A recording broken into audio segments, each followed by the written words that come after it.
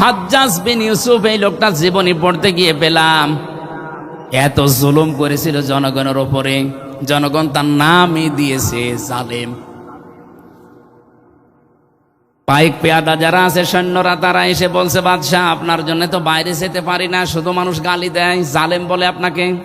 ও বলছে, কে বলে আমি শুনবো। ছদ্মবেশ নিয়ে গেছে রাস্তায়, এক গ্রাম্য লোকের সাথে দেখা। জিজ্ঞাসা করছে, এই বেটাই বাদশাহ হাজ্জাজ বিন ইউসুফ এই লোকটা কেমন? আচ্ছা, ও তো জালেম, ও জালেমের বাচ্চা জালেম।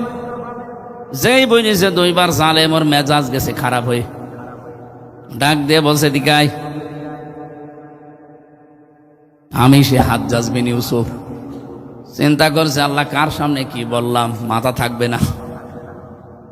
ডাক দিয়ে বলছে, বাদশাহ নান্দার আপনি আমারে চেনেন? বলছে, না। যে আমি এই গ্রামের ওই লোক যার মাসে 2 দিন মাথা খারাপ হয়, আজকে তার পয়লা দিন। তুই পাগল, কারে ধরলাম? মাসে 2 দিন মাথা খারাপ হয়, আজকে পয়লা দিন, তার মানে আর একদিন হবে। ছেড়ে দিয়েছে। বাইরে এসে বলছে, আল্লাহ পাগল বলে বেঁচে গেলাম।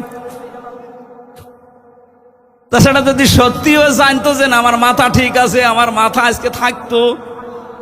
কথা বলেন, আপনাকে ভালোবাসে, সামনাসামনি সম্মান দেয়, আমিও দেখি, কিন্তু এটা আসলে ভালোবাসার সম্মান না, ভয়ে না, এটা ঘৃণার সম্মান।